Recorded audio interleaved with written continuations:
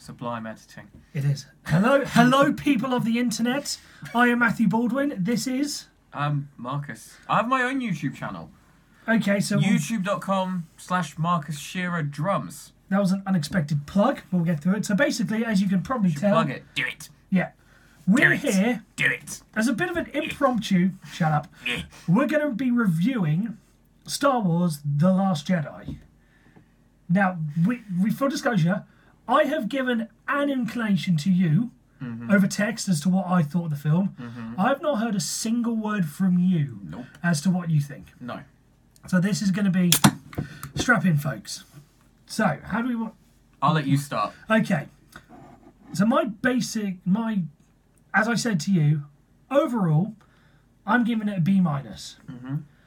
Some of the storytelling and the plot twists were absolutely phenomenal. As were some of the acting performances. You know, Oscar Isaac, who plays Poe, as much as I've said before that, you know, the whole cheesy banter lines I don't like. He was better in this one than the last one. But as people have sort of compared, he's like the modern Han Solo. He is playing that role superbly. We'll get into the finer details of the film later, but he is playing that role absolutely fantastically. He's standout performer for the film for me. But as I said, the cheesy, cheeky chappy banter lines as a whole just have to stop. No one goes to Star Wars to laugh. Exactly. And the best example of this is right at the start of the film. Yep. Spoilers, but it's review, so anyway, spoiler. The whole General Hux, hello? Yeah. Put me through General Hux, you know, gingerhead guy, whatever that line is, epitomises that stuff has to stop. It was awkward. Yeah. Like, when I went to watch it in the cinema, people were sort of laughing because they felt obliged to laugh as opposed to wanting to. Yeah. And that's the Disney branding. That's the Disneyfication. That's why overall I gave it B-. The acting, some of the acting, and the overall plot, chopping and churning, everywhere, phenomenal, kept me going. But the banter and the laughter just has to stop. Just as a throwing the occasional good line, if you so choose, like someone get this walking carpet out of my way, is a fine line. The thing about that is, a lot of the humour from the original trilogy, it was ad-lib. It was improvised. So things like that, or when he shoots the intercom, says, I was getting tired of that conversation. Ad-lib. Yeah. It was like natural humour. It wasn't scripted, it wasn't forced, it wasn't, you know, pressed on the audience to almost feel awkward. It was almost... That was more Harrison Ford's charisma coming through because he than the script. Yeah, because he did that in other films too, like when he shoots the Indian in Indiana Jones. In one of the Indiana Jones. Yeah. So again, he improvised that. Yeah. So Marcus, here's the crucial bit. Give it out of 10 if you want. Give it a grade. Overall, this is the first time I'm hearing it from you. Give me your review, your take on it. I kind of want you to guess what you. Well, I don't know, because... I know, I'm giving nothing away. We're sort of on the same lines. I'm going to say you're giving it a 7 out of 10, which is roughly what a B- would be. Yeah? I'll tell you now. I thought Star Wars, The Last Jedi, was shit. I'll give it a D+. Yeah, I can... Here's the thing. When I sort of... when I earlier in the day gave you like the 2 reviews that came out. Yeah. One was a critic, one was a fan. The critic said that after 40 years, Star Wars had finally sorted themselves out. Made the best one. After 40 years, they got it right. I can understand why that person thought that. I could also see where some person said it was the death of the franchise. I could also see what they mean by that. It's been the reviews have been mixed at best. Oh, on some of the pages I've seen, like Star Wars Sith posting, shout out to you guys. It's the one you and me frequent. Yep. There's basically just been one thread. Here's what are your thoughts on The Last Jedi? Post them all here. I'd say about 90% of them have been negative. Yeah. And I can understand why. But those of you who enjoyed it, I can understand why as well. I think the best review I saw was somewhere said if it was a standalone film and not a Star Wars film, it would have got more praise. Yeah. But because it's a middle chapter for a new trilogy and the back... Everyone had questions going into it. Yeah. That are just... No, we're not dealing with them. Yeah. Or even left more questions. Exactly. So like, coming out of it. Okay. So we'll basically just run through it and we'll give a basic commentary. What, scene by scene? Play Not scene by highlight by highlight? Yeah, scene by scene if you so wish to choose that. So I can't remember it that well, but... I've got a basic... This really should have been something if we'd seen it twice, but anyway, I've got the rough idea. The first bit, the first battle, if we say, which starts off with the whole Poe... Yeah, so you got the crawl, it's saying that the Resistance trying to escape the First Order from evacuating a base. Yeah. Could have been the base they were evacuating in Episode 7. Yeah, it was. It was that one. Yeah, that one. Poe distracting Ginger Bollocks. General Hux. Yeah, him. Yeah. Who again? Stalling. I'm liking as a character. I like to hate him. I was going to say he's that stereotypical British villain. Yeah. That you got, in the cinema day of old. He's fine. Yeah. He's good. So yeah, distraction, fleet of resistance come through, taking on. Are they trying to take out the Imperial ship? The Dragnaught, I believe, is the name. Yeah. The bit that got me about that scene is it's only like 10 minutes into the film, but we're already meant to have some sort of emotional attachment to the Asian girl. Yes, the one that's trying to kick the button. Yeah. Yeah, kicks the button to get it dropped, to drop the bombs. Yeah. Yeah, because the other ones have been taken out.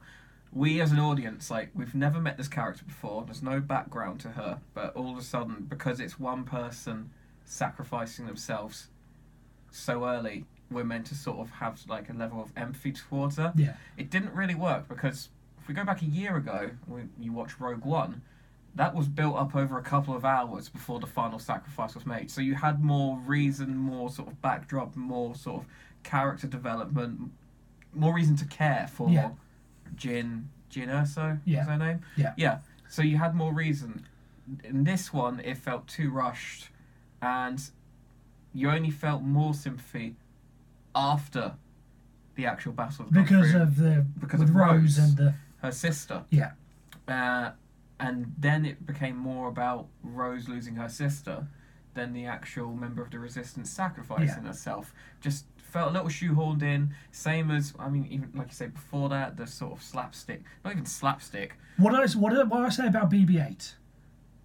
That first thing with the traditional, it's usually like a water pipe, isn't it? Yeah.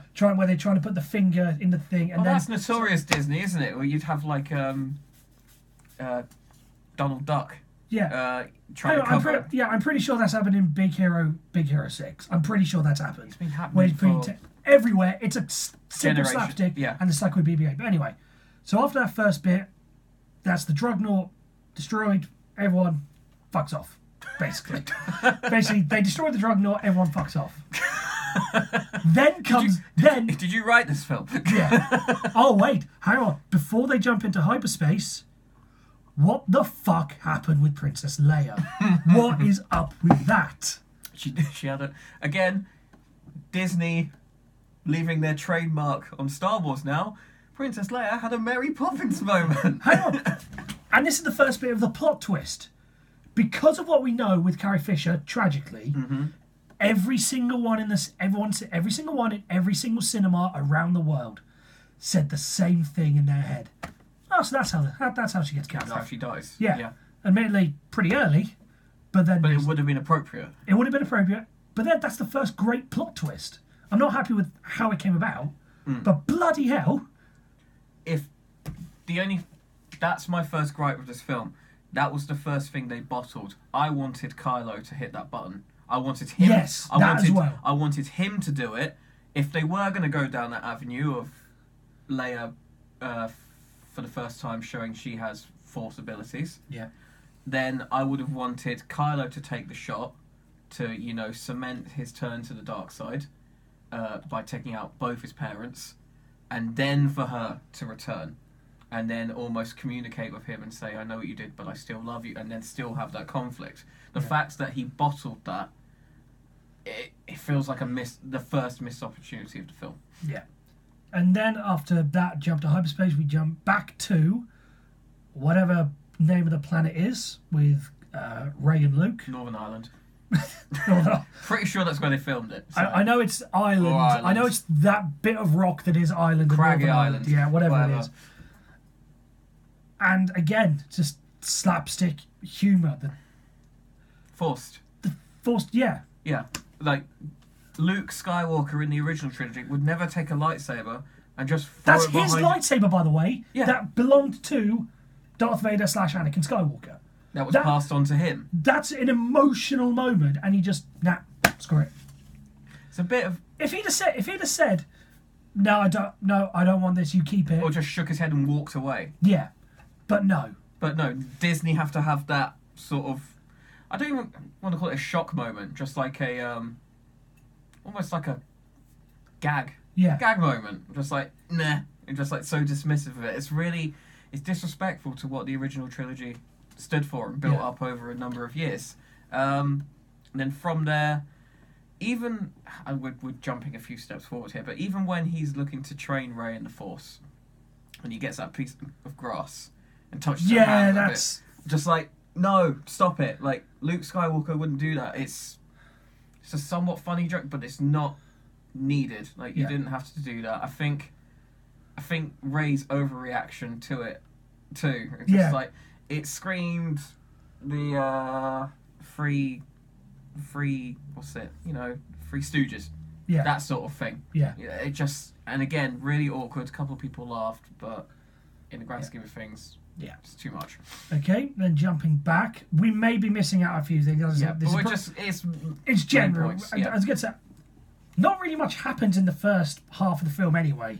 Nothing major. I'll tell you what it is. But the thing about the first half of the film is it's almost irrelevant in a way. Things don't pick up until the second half of the film, because the first half of the film is the First Order following the Resistance base or ships until they run out of fuel. Yeah, that's just like, how many times has fuel been referenced in Star Wars in general? That's basically the main plot of the film, the main bit of the film. That's what I mean. And as I said to my sister, because we once saw it together, going into it, what is new for them to do? Because if you think about it, episodes 1, 2, 3, 4, 5, 6, 7, 4 of them, their main plot or big part of the plot is, shut up hamster, is destroying something big. You think of the Clone Control ship in Phantom Menace, Death Star 1, Death Star 2, and Starkiller Base in Force Awakens. You could argue the Jedi Order in episode 3 too.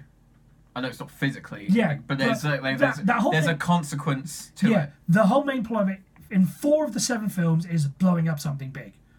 So what else can they do? And it turned into a heist, effectively. It wasn't even a heist. It wasn't even like so much a cat and mouse thing. It was just a following. Yeah. Just follow. Just see. It was just like, it felt like really lazy. And I don't want to get into storytelling. I don't want to get into the sort of plot hole of, hang on, you're telling me those are the only ships, and they can't just bring one sort of in a loop around, just doodaloo, and then hit the front.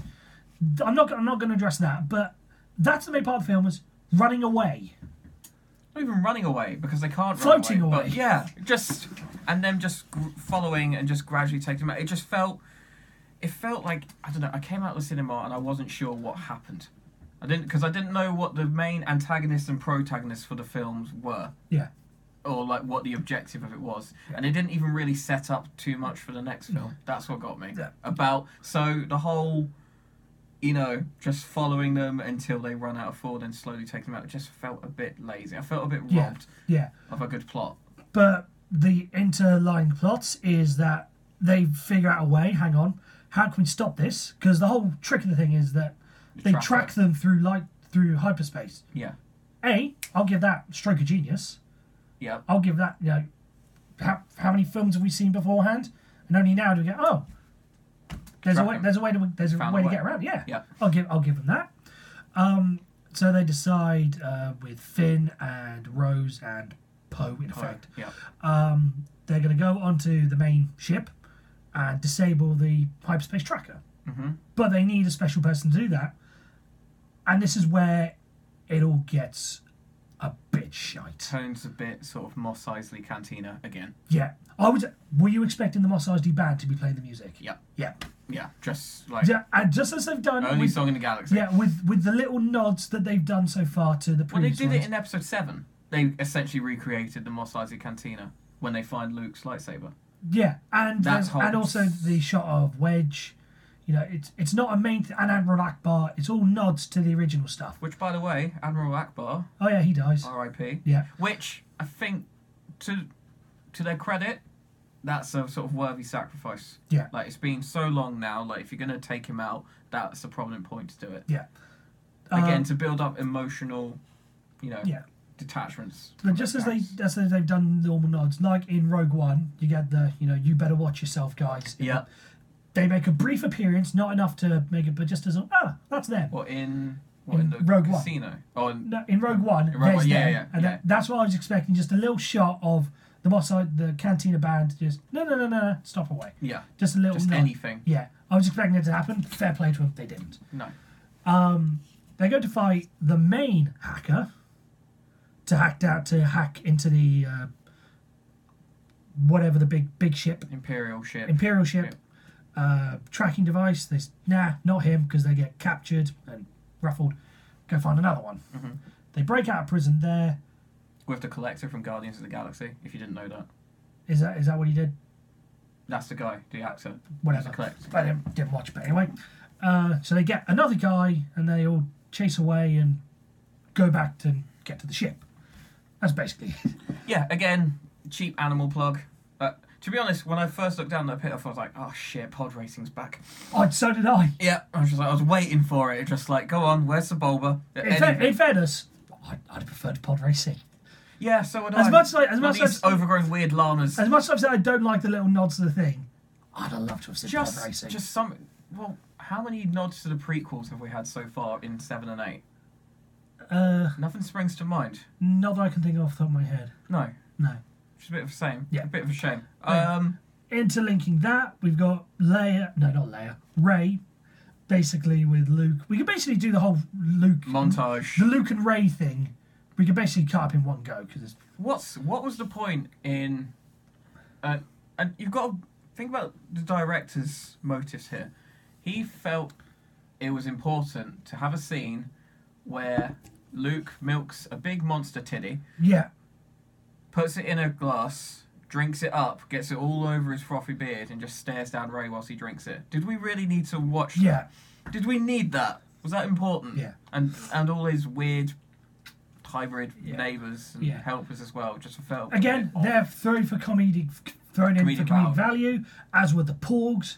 The Porgs have no effect in the whole film. Except to feed Chewie. Which I'll give them reasonably funny. Yeah. They were there to... So long as they make $100,000 off of Porg toys, they serve their purpose. Done. Yeah. Just but basically, please the kids and cheap gag. Done. Yeah. We do the whole... Because basically the whole Rey and Luke on Northern Ireland/Island bit is basically, no, I won't train you. It's basically Empire Strikes Back. Yeah. They even had the whole scene where Rey has to discover something within herself, like Luke did, going to that dark bit of the forest. Again, I think they bottled that too, because I was expecting some sort of throwback reference there, where she could have bumped into either Hayden Christensen Anakin, or even spoken to Obi-Wan, yeah, or even had a run-in with another previous Sith, like Darth Maul, or how cool would that have been? Yeah. Or even Vader. Yeah. Vader there, like the legend of. Yeah, because basically the whole thing was, we're trying to find out who Rey's parents are. Yeah. Because that's meant to be something that's teased throughout the film. Or something that has been teased and many fan theories talked about. Yeah. There was rumours of Skywalker, rumours of Kenobi, rumours of, I don't know, Descendant, or no one. Yeah. Which is what it turned out to be. Yeah. Just, again, all that build-up, all that anticipation in that room was like, great. Yeah. Who's she going to face off against now? Yeah. Who's she going to face her fears? And nothing. The whole telepathic thing between it all, between her and Kylo Ren, great as well. Good. Well, I'll say right now, I don't think Kylo Ren's missed a beat, except for... Are we talking about Kylo Ren or the actor of Kylo Ren? Both. Okay. I think Adam Driver's been brilliant. Oh yeah, Here's the thing, he's played the role brilliantly, but I can't get invested into the character of Kylo Ren. He's just not been evil enough, if you see what I mean. Because he's conflicted as a character. But here's the thing, Darth Vader, there was something about him. The Dark Overseer, maybe it's because he's taken his mask off. Maybe there's something evil about being hidden behind the mask, Darth Vader, all the way through 4, 5 and 6. I don't think he...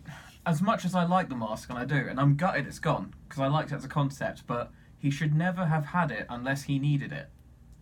Darth Vader had that mask because it helped him... Yeah, to live, to help him breathe. Kylo Ren had it just as a tribute to his... Idol. Well, great uncle? Oh yeah, I suppose grandfather, sorry. Leia. Yes, Leia. Indeed, of course. Yeah, to his grandfather. So it was like a answer to that. The fact he destroyed it in a sort of rage after Snoke lectured him and said you're not worthy of, taking his place. Yeah. I don't know. Again, if it didn't work, you shouldn't have had it in the first place. But maybe now they've taken it off him to develop his character and have more focus on him and have a reminder his scar across his face and a reminder of his past mistakes and trying to get over that. Yeah. And the communication between the two, very good sort of conflict, light against dark, things like that. Yeah. It all basically leads to the whole reveal that we all knew that Kylo Ren was a pupil of Luke. Yeah. As a thing. And the Jedi Temple. The Jedi Temple, yeah. And it all turns out that Luke sensed the darkness in Kylo Ren and wanted to end it. Wanted to destroy him. Wanted to destroy Kylo Ren. And that all came about because during the whole teaching process, Luke finds out that there's a little bit of evil in Rey. Mm-hmm. So he says Which she goes towards the dark side. Yeah. So he says, no, I felt the dark side before. I felt it before in Kylo Ren. I tried to kill him. I don't want to do the same to you, so I'm not teaching you. Yeah. Basically. It's, again, another missed opportunity there for me. Really frustrated me. I've been waiting 2 years for that Jedi Temple Academy to play out. I wanted to see Kylo lay into some younglings to really tear it apart. Yeah, we missed it because Luke was unconscious at the time. Yeah, and we got nothing. Yeah. Gutted. Because obviously in the Episode 7 flashback sequence, you had Luke's robotic hand on R2-D2, and then also we didn't see the Knights of Ren either. Yeah, I've heard about the Knights of Ren. You saw them in Episode 7 all gathering around. Yeah. There's 4 or 5 of them alongside Kylo. Yeah. The Knights of Ren are like a clan. Yeah. Of Sith Jedis essentially. They're all trained. So it's non-canon stuff that they're bringing into it. Okay. And we didn't get that either. So I think they've now. So far, they have bottled Kylo killing his mother. They have bottled revealing Rey's parents or having her battle anyone from previous, like Luke did against Vader. Yeah. They have bottled... What did I just say? The Jedi Temple. Yeah. That's 3 so far. Yeah. And I've got a few more to get through yet. Okay. Basically, and then after all that, with all the telepathic that's going on, Kylo and Rey, basically Rey says, right, I need to sort this out. I'm going to see you. Mm-hmm. I'm coming to see you so I can try and convince you in person to stand over the light side. So she heads back in the Millennium Falcon back towards where all the fighting's happening. Mm-hmm. In the meanwhile, Finn, Rose, and whatever is... Oh, the Collector. The Collector, Giza, are travelling back towards the thing so they can go and... But in the meanwhile, whilst Leia is unconscious after her... After a Mary Poppins moment. After a Mary Poppins moment.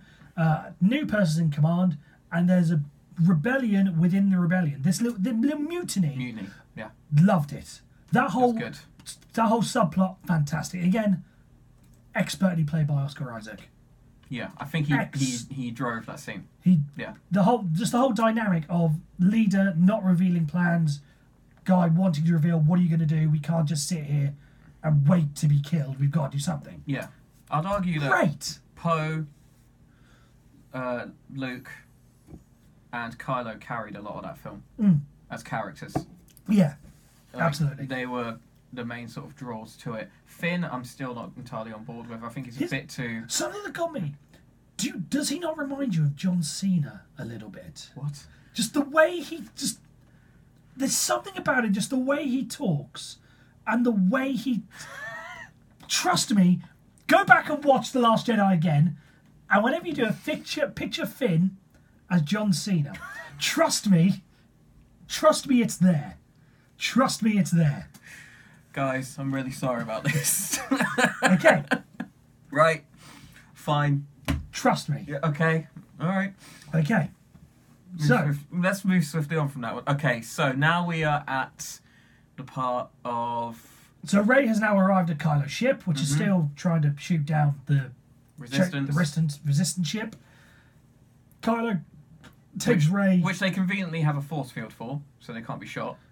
Yeah, that's nice. That's cool. Again, it feels like they're just papering over cracks. Just like, yep, let's just give them a force field just cause and follow. Okay, fine. Kylo takes Rey to Supreme Leader Snoke. Right. And this is the here we go. Big disappointment of the film. Here we go. Oh, is this one of your things? This is one of my Take it away then. I'm really, really, really bitterly disappointed at this part. As am I.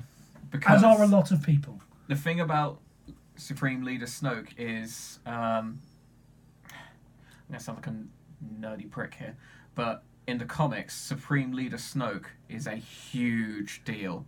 Like, massive deal. He might even come back in episode 9. Doubtful. Very doubtful. Bit of disclosure, I don't read the comics. I purely focus on the films. He's the one that does. No. He's the one that goes uber into it and reads the comics and the non-canon and the whatever. Darth Vader Marvel series, absolute genius. Anyway, Supreme Leader Snoke. He has existed in the Star Wars universe for, tens of thousands of years. He's always been around. Emperor Palpatine in the comics is trying to seek Supreme Leader Snoke out.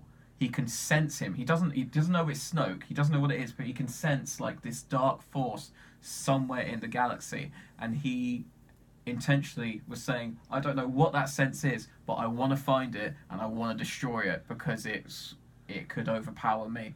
Okay? So, in episode 7, you have the crashed galactic ship on Jakku. Yes. That was a reference to Palpatine sending one of his ships as far out into the galaxy as possible to the last point they sensed Supreme Leader Snoke. But only got that far, could have run out of fuel, could have been taken down by Snoke himself from his force powers and destroyed there. Okay. So, to have the build-up and anticipation, A, from those comics, B, from episode 7, where we had, like, this 50-foot towering Snoke, because we didn't get to see him in real form, speaking to Kylo and training him, then to see him in person, toy with Rey and Kylo and everyone else, and just, manipulate the force however he deems appropriate. Yeah. But then to be in the middle of a rant to say, I can sense everyone's emotions, even when they're trying to trick themselves, so I know how everyone's feeling in the galaxy. One thing Supreme Leader Snoke doesn't have is peripheral vision. Yeah.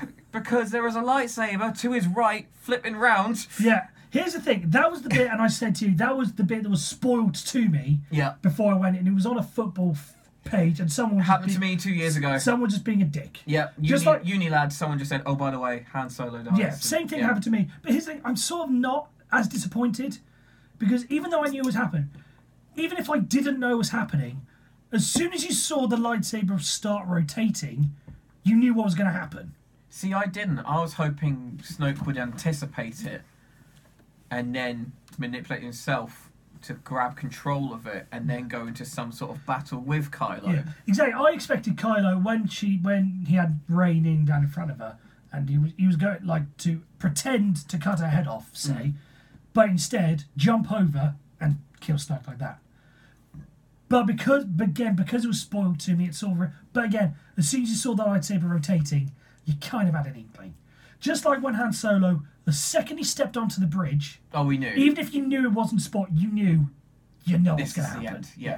No, but that was a bit more obvious because we'd heard previous interviews from him saying Han Solo, wasn't signed on to episode 6. He also wanted to be killed off in episode 6, but he was too popular, therefore kept alive. So he said part of the deal for episode 7 was he wanted to be killed off and take the heroic step out. Yeah. This was different because it was Supreme Leader Snoke is meant to be like infinitely more powerful in the dark side than Palpatine. We on screen haven't seen a more powerful Sith figure than Sheev. Yeah. You know, Sheev has only been bested by one person. That was Mace Windu. Mace Windu he had him in a corner. He had him done. And again, I sound like a nerd. He's gone into the comics. Palpatine has admitted as much. He's the only person to overthrow him. Yeah. We can go into this another time. Yeah. But we're just basically focusing on the film. Yeah. So Snoke, I was thinking, right, going into the next trilogy, maybe we'll get to see him wield a lightsaber. Maybe you know, have some fights with Rey. Maybe face off against Luke. But no, just taken out so quickly after 2 episodes. Gone. Yeah, gone. And again, all the fan theories leading up to it. No, who is Snoke? Is he like a reimagined version of Senator Palpatine? Mm-hmm. Is he? Well, obviously not, because you read the comic. But anyone who didn't read the, is he? No, Mace, is he? Yeah. Is he Mace Windu?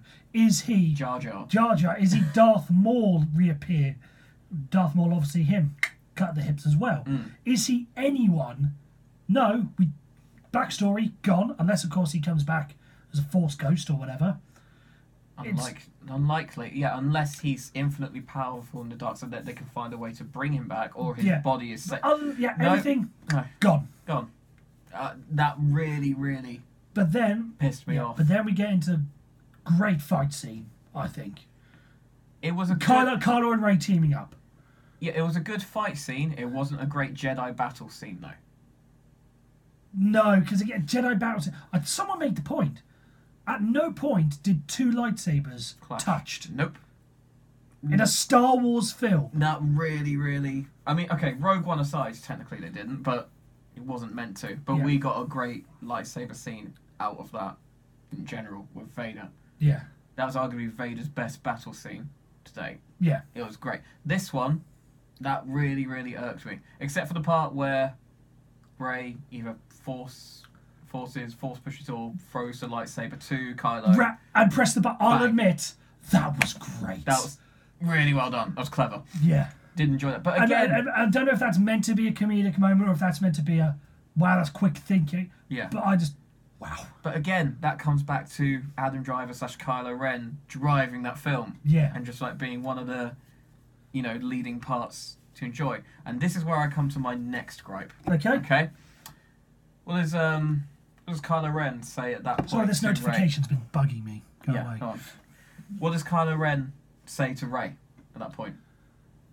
Let the past die. Yeah. No more Sith, no more Jedi. Just Balance. A balanced, throwing back to episode 5 with the Luke, I'm your father. It's basically the same moment. But it's basically, I'll tell you what it is. It's referencing to Grey Jedis. I take it you know what Grey Jedis are. No. Grey Jedi, basically, they don't follow the Sith, they don't follow the Jedi, they just choose to objectively interfere or use their Force powers as they deem appropriate. So they're neither good or bad. Contract guys. Essentially, yeah. And that's what I want to see. I want to see like the two of them team together as Grey Jedi, to be like almost in this 2017 PC era that we live in, almost like being non-objective. Yeah. And that's what I was expecting. But then the two of them force fight over a lightsaber and then they just go back to square one again. Yeah. Where Kylo's going back to being uber Sith, even though he said, I don't want to be, Sith anymore. I don't want you to be Jedi. I want...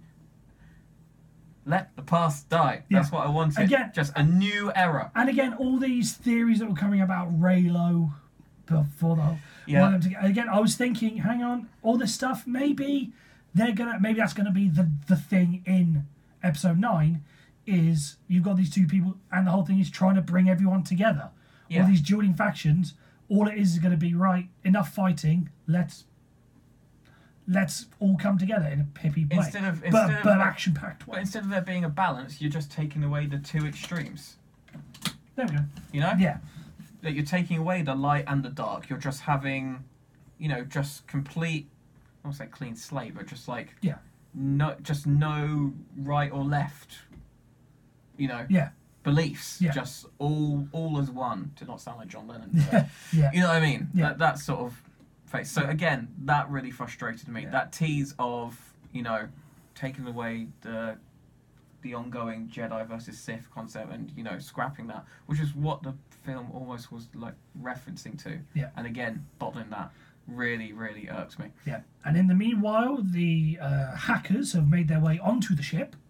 We've missed a bunch, but as I said, there's not much to happen. Okay, but there is one bit we do need to cover. Okay, go for it. Yoda.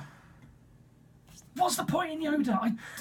Maybe this is me not paying too much attention because it was 2:00 in the morning, but it was. I don't get the point. It was fan appeasing. Yeah, this isn't something that Luke couldn't have worked out on his own, just in a moment of silent contemplation. But the thing that gets me, why did he need Yoda to tell him what to do? No, it was just appeasing the fans and like having that throwback reference to the originals. Like the fact they used a puppet, I thought that was pretty cool. Was it a puppet though? I've seen. I think that some of it could have been CGI, but the majority of it was puppet. Like bashing him with the stick and all that, just being a crazy old fart. Yeah, that was fine. And just basically, you know, Luke holding on to those Jedi books, saying these are the last, you know, scripts of the Jedi, and Yoda's just like, well, fuck it, blow it all up. Did you even read any of them? They weren't real page turners. Again, another joke that could have been done. The thing that got me about that was he's blown up the tree, destroyed all the books, but later in the film, Rey smuggled. Yeah, that's something we've. Yeah, that's something we'll get to. That's something we'll get to. We'll get to. But yeah, what did you think of the Yoda? Again, I just don't see the point in it. That could have been something. Oh no, it didn't add to the plot. No, exactly. That's something that Luke could have worked out on his own in a moment of silent contemplation. The bit that got me about that was, if you're going to have one Force Ghost turning up, why didn't you have the others? Yeah. I was going to say because Alec Guinness is no longer with us. Well, but then again, they Grand Moff Tarkin in Rogue One, for instance. That. Yeah. Or and Leia in Rogue One. Or get Ewan McGregor. No, because the last if we're going 1, 2, 3, 4, 5, 6, 7. I know, but you could have had. He could have, you know, manipulated himself into being a younger Force Ghost. Like Hayden Christensen. Hayden Christensen, there you go. Yeah. But again, the last part of time we saw it, I get it, but no. Liam Neeson could have done his as well, because in episode 3 he's referenced as figuring out how to become a Force Ghost. Yeah, exactly. Yoda says, "I know a way for you to talk to Qui-Gon." Yeah. And we never saw it. We never saw Qui-Gon as a Force Ghost. Could have had him in there as well. We'll see it in the Obi-Wan story, I'm convinced. Should get Liam Neeson. Anyway, so the hackers have made their way onto the ship to disable the hacking system, but it turns out that the guy who was meant to be the main hacker was working for the First Order, so he alerted... No, he wasn't. He wasn't working directly for the First Order. He got caught and then made a deal. That's it, because Black BB-8 was the one that sort of spotted them. Yeah. He spotted BB-8 walking the thing. And here comes the thing. I told you I'd be pissed off if it happened, but Captain Phasma comes back. Bullshit. I call it on that. Why? The last thing we said was, and one of the cheesy lines, do you have a trash compactor? We're meant to believe that they put him in the trash compactor, her in the trash compactor. Hit the green button. That was it. Hit the green button, that's it. What, you're not going to explain? There's no explanation? Again, that's another thing that gripes me about this film. Before we do go on, I just want to say about... David, but what we're meant to believe is, sorry, it's just something that really irks me, is they're meant to have gone into the trash compactor, left her there, hit the button to turn the turn it on. She must have got out of the compactor and off Starkiller Base. You do realise you're going to see her in episode 9 too? I'm convinced. Yeah. You're gonna. No. But it's not going to explain how. It's just going to be one of those running gags of, oh, she can survive anything. But this time, when you see her, she'll have a scar across her eye. Yeah. Because the helmet was cracked. Yeah. Also, you saw that helmet deflects... the bodysuit deflects laser bullets, whatever you want to call it. Yeah. Yeah. No, that gripes me as well, because no explanation to how she came back from episode 7. Turns up, fleeting appearance. She's meant to be the leader of the new generation of stormtroopers. Yeah. It's meant to be like an elite class of her own. Dies like a little bitch. Dies like a little bitch. Gets bested by a non-trained Jedi. No, he's not a Jedi though. Not a Jedi, exactly. Just a guy. That's a guy. All of a sudden, with a stick. Stick, yeah. With a stick. That's all it is. Hey, you thought you got rid of me? Turn around, whack. Yeah. Bullshit. Again. This is something that's built up as this big, powerful thing. and they killed him off. This has happened so many times. Look at Darth Maul. Darth Maul again, this all-powerful, two-lighter, big, powerful thing. The only guy who killed Qui-Gon Jinn, all of a sudden, just cut in half and gone. That was This happened. I don't know, Darth Maul. I wouldn't directly compare Phasma with Darth Maul. Jango Fett. No, I'd say Boba Fett would be Jango more Fett, appropriate. But I'm saying all these big, nasty, evil guys, they put up fights, but the way they go is just. Jango Fett was a bit more accomplished than Boba because he took on Obi-Wan, he took on Mace Windu, he held his own, he got bested, which is fine. Boba Fett turned up, farted, and fucked off again. Yeah. Essentially. Like, you never really saw Boba Fett do much. Again, how did Boba Fett die? Because Han Solo turned around at the wrong point. Yeah, and just turned his jet blaster. Again, comical. Yeah. And fell into the Sarlacc. And it didn't die, though. Apparently. In the But novel, anyway. he shoots his way out. Yeah. Because the monster takes 1,000 years to digest anything. Exactly. And whilst You're interested in that, aren't you? And whilst this is all going on, the Leia comes back alive. Or out of her coma. Out of her coma. Shoots Poe, or stuns Poe, which I thought, again, great plot twist. Good twist, yeah. Good twist. You think, no, I'm in charge now. But we're going on with what the plan was. But the plan was just never revealed. That whole, we're going to escape to that little planet over there. Yeah, again, but that was like a suicide mission. And again, the thing about... We'll give them credit for that. The thing about those scenes, it makes you emotionally... It emotionally confuses you about, I don't know what her name is, the one that takes over from Leia. Yeah. Because first you think, oh, what a bitch, she's going to get them all killed. But then, she volunteers to stay on the ship and, Draw their fire, basically. Yeah, draw the fire and, distract them. So you're like, it sort of conflicts, like, how you want to feel about her until the very end. And she does what she does. Yeah. And go from there. So, and again, great moment in terms of how are we going to stop them. Great, of going into hyperspace and just basically cutting right through the beach. I'm being harsh. I'm going to add Carrie Fisher to that list of leading things from that film. So even though she didn't, even though she spent the main portion of it sleeping. But what she did do, she was integral to the story of that film. Yeah. With what she did, even with her stupid Mary Poppins. Yeah. Which I can't. Yeah. God. Anyway, next bit. So they're getting. So the escape ships are getting shot to shit. Left, right, and centre. Everyone getting taken out. I believe Rey is making her escape to that planet too. Somehow, in one of the escape pods. Again, doesn't explain. Just Ginger Bollocks turns up and is like, where did she go? Yeah. Oh, she's gone. What happened to Snoke? Oh, she killed him. Bullshit bollocks. So who's in charge now? I'm in charge. No, I'm in charge. Yeah. And then you've got that conflict in there.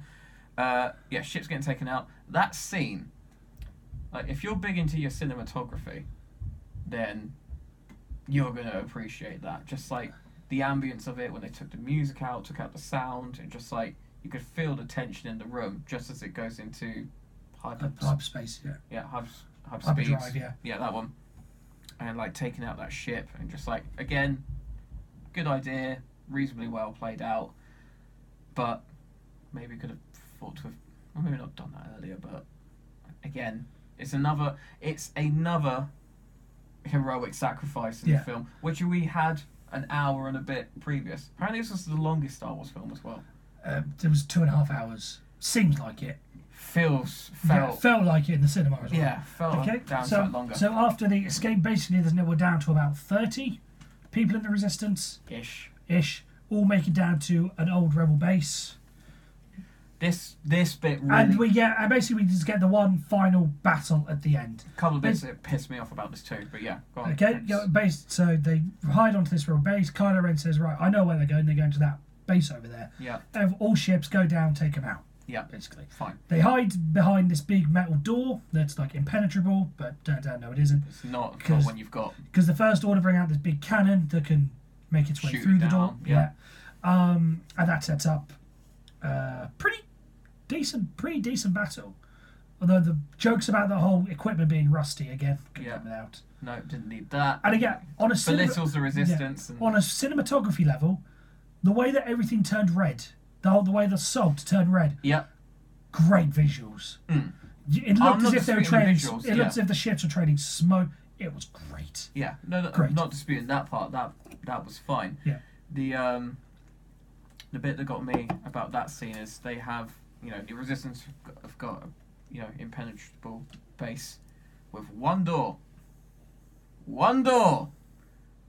Where are you gonna go? Like, what if you need to escape? What building can you name me that has one door in and out? Yeah, one door.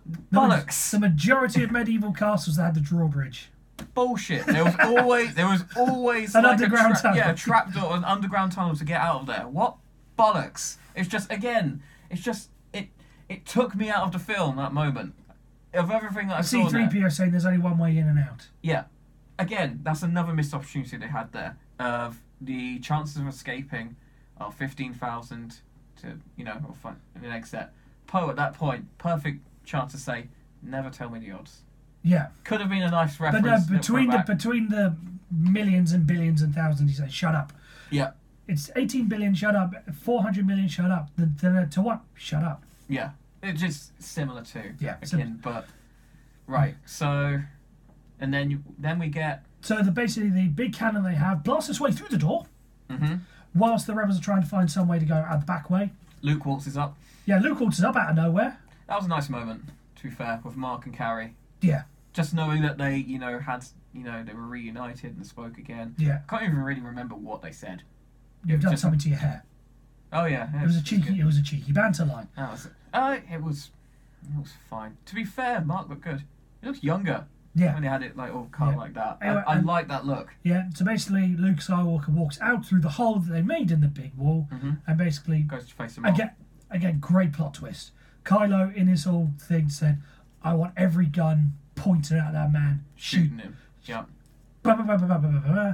You think, have you not had enough? He says, no, keep going. Yeah. Great. Talk about being evil. Yeah. He's like, no, I want absolute certainty. Yeah, to completely destroy it. And of course, yeah. And of course, the banter line. Do you think you got him? Didn't need that. No. But then Luke comes out of the, I want to say rubble, but blast. The blasters walked out and said, Kylo goes, right, I want to face him, mano a mano. Yeah. Turns into a bit of a skirmish, I'd say. And then comes the reveal. That one shot, though, before we get to the reveal, that one shot of, I think it's the camera's panned down low, and you've got, you're looking up at Luke and, Kylo in the distance walking in. Cinematography. Yeah, great. Fantastic. Yeah. Brilliant. You have a little skirmish. Kylo tries to kill Luke. Then comes the reveal that Luke is not really there. He's not a Force ghost, but he's somehow meditation somehow transport himself to just so he can basically teach. It's like his conscience. Yeah, teach Kylo a lesson, basically. The bit that got me, of course he wasn't really there. Do you know why he wasn't there? You didn't see him walk through the one fucking door that they had to get them in and out. That's a good point. I've only just noticed that. That's actually a decent point. That's actually not bad. You know what I mean? Just like whenever you build, right? I want you to promise me, if you ever buy a house in the future, make sure it's got more than one door. Okay, you're going to bring me back in. Jen's coming with this way. Please just. The cinematography isn't working. Yeah, just make sure there's more than one door. Okay. It's just that bit really, really fucked me. It took me out of the film. Yeah. But again, so we get to the fight, and that one line he says is like, "If you strike me down in anger, you will be with me forever." Again, throwing back to Obi-Wan. Yeah. Yeah. But I liked that. Because again, he still went with it, and again, that gave Kylo a bit more character development. Yeah. But then slicing through him, it took us all by shock.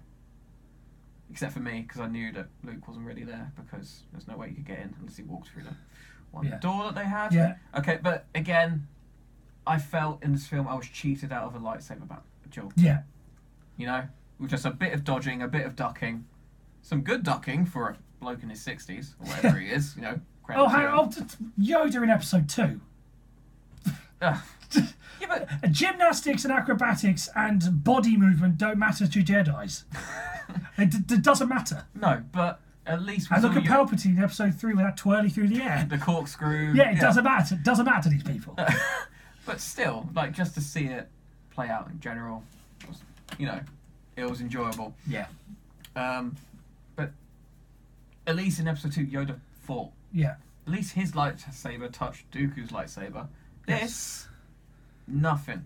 I feel robbed. Yeah. I feel robbed that I didn't get it from. My sister Margaret made a point is that in the second episode of these Star Wars, everyone has to have their hands cut off. We didn't even... It's like a signature for the Star Wars. Yeah. Like in episode 2, Luke gets his hand cut off. In episode 5... Luke. You mean Anakin? Anakin gets his in episode 2. Luke gets in episode 5. You think in episode 8, the middle one, someone gets a hand cut off. It's a bit different. It's one of those things. It's a Star Wars tradition. Well, technically in episode 4, someone gets a hand cut off as well. Yeah, the guy in the cantina. Episode 5, you also get the snow monster. But anyway. Episode 6, Darth Vader gets hand cut off. No, but that's more of a Skywalker thing. Yeah. That's more bringing that narrative full circle than someone just having their hand cut off for the sake of their hand. So Kylo Ren should have had his hand cut off. No, because he's not a Skywalker. Well, he is. But He is. He's the grandson of Darth Vader. He's a Skywalker. Well, he's the son of Leia. Yeah, Skywalker. so he's a Skywalker. Yeah. Anyway, carry on. But that was more. Did you watch that video I sent you about the mirroring between the prequels and the original? So that's what that was. Yeah. Just like seeing Anakin have his arm cut off and then Luke losing his. Yeah. Okay, so moving on. So they have to fight. Yeah. We've skipped over Finn's love story, but who gives a fuck? It was shit. It was stupid. Who kisses someone and passes out? Yeah. It was just, again, cliche shit. The bit that really got me is Finn should have sacrificed himself. Yes, absolutely. That was the way to go. Admittedly, I was thinking in the back of my head, hang on, he's the only black character in the film. This doesn't look good. That was the only thing going in the back of my mind was, nah, this isn't going to play out well. A couple of bits before I forget. But again, yes, should have be a great heroic moment. Again, smashed. But we had too many heroic sacrifices Yeah. before that. Yeah. Before we go any further, just a couple of shout-outs for a couple of genuine funny bits. Generic Porkins dying in the first battle at the beginning. Yeah. Come on, that was pretty good. Just as a little reference. And the second bit of the iron. Oh, the iron pissed me off. Come on, that was No, clever. I will tell you what pissed me off the most. It was clever. No. It was. I will tell you what pissed me off the most. Go on. Do you know the character I hate the most in these new Star Wars films? BB-8. Towards the end of the film, Yeah. when they're on the ship, Yeah. the ATST. Yeah. Oh, yeah. Bullshit. Me and two other guys sitting behind me, my sister will back me up, audibly shouted, "Oh, fuck off." Once that happened. Well, the the reasoning and logic behind that is earlier he using his mechanics to keep the X-wing going. Yeah. So he could therefore control a chicken. Yeah, but no. Yeah, I know. It's again. It's cheap writing, and Yeah. Star Wars should Do you know what it was? do better than that. It was Hornswoggle as the GM. That's exactly what it was. Most people aren't going to get that. That's a wrestling reference. Yeah, it was a cop-out. Cop-out, yeah. Cop-out. Yeah. And that's basically really the end of the film is they find a back way out the door. They find a back way through some caves and there's a bunch of rocks in the way. And the dogs lead them out. And the crystal critters. Crystal I think that's dogs, actually or what they crystal called. something like that. Yeah. They actually called them. Escape out the back door. They all Ray uses the Force to move some rocks to make a clearing. They all jump aboard the Millennium Falcon. kind of disappear. And they said, right, how are we going to build the resistance with these 20 people? Or however many there were. Another bit about that before they do escape is when they send out the signals for help. Yeah, and no one responds. no one responds. Bollocks, a whole galaxy. You've sent those signals across the whole galaxy and no one responds. That was prime opportunity to, again, possibly bring someone back. Not back from the dead, but like as a reference. Or even bring in... Do you know what I wanted? Is when they were all going away, and Leia, it was bringing back to what they said on the ship, so long as there's a bit of hope, so long as someone believes that the resistance will always be alive. It was words to that effect. Yeah. What I wanted there was, as the Millennium Falcon was going away, there to be like a voiceover for like little planets across the galaxy, like we got with the little boy, Yeah. with the broom and the little ring with the Resistance logo. Yeah. I wanted like 10 of them. Yeah. Just to say, right, the Resistance, it's more than just these 20 people. So yeah, there's a few spread across the galaxy that can unite and go forward. That little boy. There's a lot of stuff has been talked about that little boy.